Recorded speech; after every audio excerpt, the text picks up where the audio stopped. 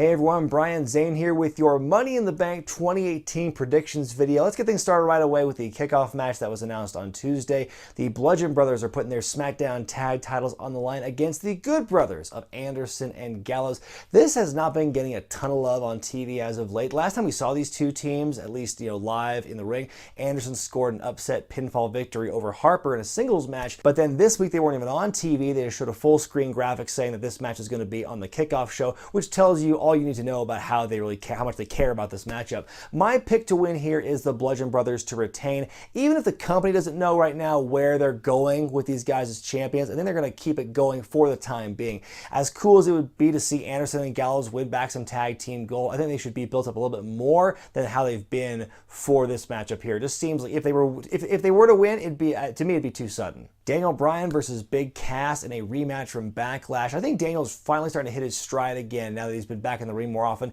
even if they're still only using him in short bursts of like every other week or so. I like Cass's character, but I think it needs to evolve after this matchup here. It's running the risk of getting too one-dimensional, because whether you win or lose this feud with Daniel Bryan, after a while, what is he going to do? Is he going to keep being a bully to smaller wrestlers, or is he going to flesh out a little bit more and just hate other people indiscriminate of height? The jury is still out on that one. My pick for this match is going to be Cass winning here, simply because Daniel Bryan won their match at Backlash, so I think Cass will learn from his mistakes and be more aggressive. He may not put any submissions on Daniel, he may not like break his legs like he has promised, but I think he will win here. It could either result in a rubber match that no one wants to see at SummerSlam, or hopefully those go their separate ways. Bobby Lashley takes on Sami Zayn here. Let's just break down the main keywords and key components of this feud and this build-up leading up to this matchup here. We have Vertigo, Bobby loves his sisters, Men in Drag, Stolen Valor, Nickelodeon Guts, and then Sammy swinging on the rope like a vine, which is pretty cool to see.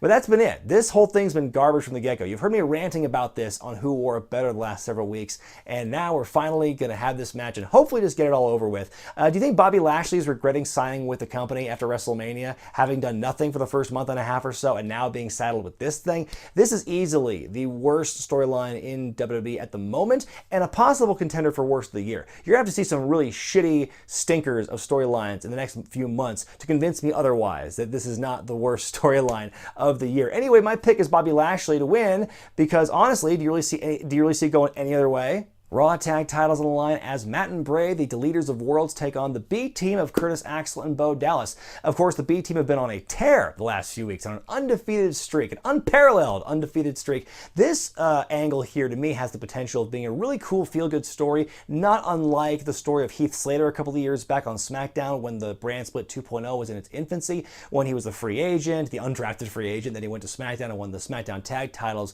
with Rhino. I feel some similar vibes going on with the B team here. Terrible entrance music be damned. Meanwhile, Bray and Matt as champions to me is very interesting on paper, conceptually, but since I think they peaked really in Saudi Arabia when they won the tag belts. Since then, what exactly have they done as a team with their reign? To me, it's just been kind of like they've been lost in the shuffle, whereas B team has some momentum here. My pick, and this could be a wild one here, I'm picking the B team to shock the world and beat Matt and Bray for the Raw tag team titles. I think it's gonna be a really good feel-good story, upset victory, but I do think there's going to be a caveat here, because I see them losing possibly the next night on Raw to a returning Authors of Pain. That's just my pick. Much like the Daniel Bryan Big Cass matchup, I don't think a lot of people are looking forward to this match here between Roman Reigns and Jinder Mahal. That being said, I think the build for this matchup has been surprisingly good. I think that when you look at both guys, they each have a legitimate gripe with each other, where Roman feels that Jinder screwed him out of his shot at the Money in the Bank ladder match, and Jinder feels that Roman gets too many opportunities, so he's bitter about it. So I think that these both guys have really good motives, and the stuff they've been doing week to week, I think has been good to help build this feud between them. Unfortunately, these happen to be two of the most unlikable personalities on Raw right now for different reasons, so I think fans and the average fan would just rather see a giant hole open up, a big sinkhole open up underneath the ring and swallow the ring and the wrestler's whole and just be done with it. That being said, my pick is Roman Reigns, because again, how else could you ever see this going the other way? I mean, there's a part of me that thought, my first thought was like, maybe Jinder will win here and then this will lead to a rematch down the line or something and Roman will win, but I think they're just going to be, I would think they're just going to be over and done with it and have Roman win here. That'd be the end of it. Seth Rollins defends the Intercontinental title against Elias, and I am really excited for this matchup here. Yeah, Rollins is Rollins, of course. He's great at what he does. I think Elias has been continuing to impress the last several weeks and the last few months he's been in the ring. He's been getting better each and every week, and he's so over with the crowd. I think this has the potential to be like the show-stealing singles match of the night on the level of Rollins and Miz at Backlash. My pick for this matchup here is going to be Seth retaining. As much as I would like to see Dean Ambrose return from injury, turn heel, and cost Seth the title here in this matchup, and so Elias winning it there, I think that might wait till later. I think Seth will win this matchup, and then a Dean Ambrose return and heel turn will happen down the line in time for SummerSlam.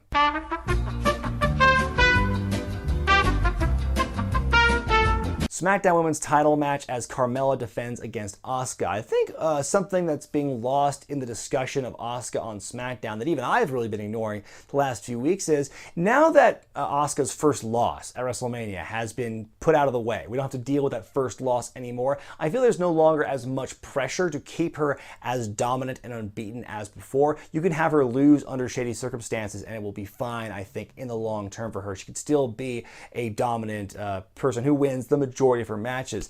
That being said, I think Carmella is going to retain here thanks to a returning James Ellsworth. If the rumors are true that Ellsworth is returning, then I think that is going to play a huge role. He's the one who helped Carmella win the briefcase in the first place last year, so I think that he will help Carmella retain the championship here, and the power couple of Mella and Ellsworth will be back together once again. Happy days are here again. Nia Jax defends the Raw Women's Championship against Ronda Rousey. This one to me is a bit tougher to pick than Carmella Asuka because I feel there's more of a need to build and protect Ronda for the foreseeable future, unlike with Asuka. I don't think we need to see Asuka win every match she's in from here on out, but I think we do need to see that from Ronda Rousey. But how can you do that? Does that mean putting the belt on her in her first singles match decisively? I don't think so. My pick with this match is going to be some kind of BS finish, either be a DQ or a draw or double countout, something to keep the title from changing hands, but neither person has to actually eat a loss.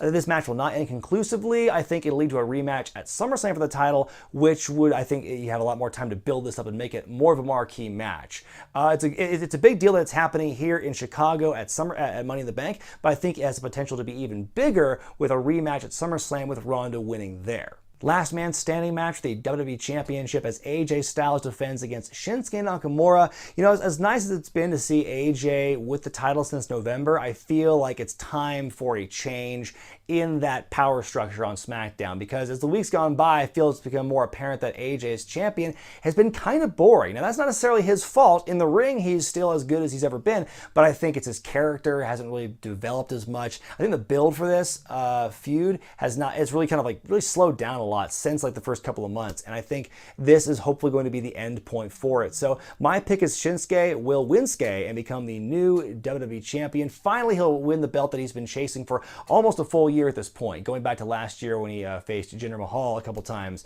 for the belt. So he'll finally win it here. That's my pick, of course, and like I feel like 4 out of 5 times I've been picking Shinsuke to win the belt in all of his previous matches, and it's just never been right. So really, I could be wrong again. Who knows? Women's Money in the Bank match. Now, last year, a SmackDown woman, Carmella, won the briefcase, so that's to be expected because it was a SmackDown exclusive pay-per-view that year.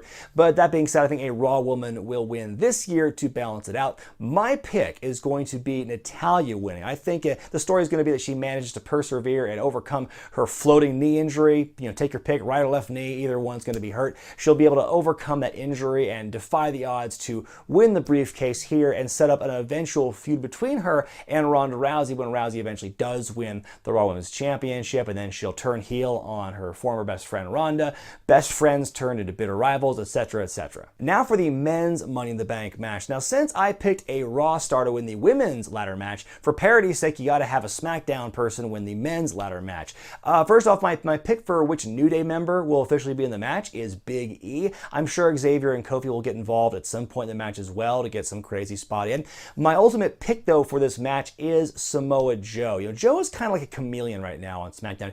He's technically a heel and probably will continue to be a heel, but I feel like he could play either side. He could be a heel against AJ Styles if he's still the champion. He could be a babyface against Shinsuke if he wins the title at Money in the Bank. I feel like the possibilities of Joe are probably more so than anyone else on SmackDown as regards to who has the briefcase out of those 4 guys. Well, those are my picks for Money in the Bank 2018. Let me know who you think is going to win in the comments section below, and I'll see you on the other side on Monday morning with my Money in the Bank review video right here on YouTube. If you want to see my predictions videos for the non-Big 5 pay-per-views, go to patreon.com/wrestlingwithregret and become a $1 a month backer. For as little as $1 a month, you'll get access to my non-Big 5 pay-per-view predictions videos. You'll also have your name in the credits and some other fun stuff. I'm Bryan Zane, and I'll see you next time.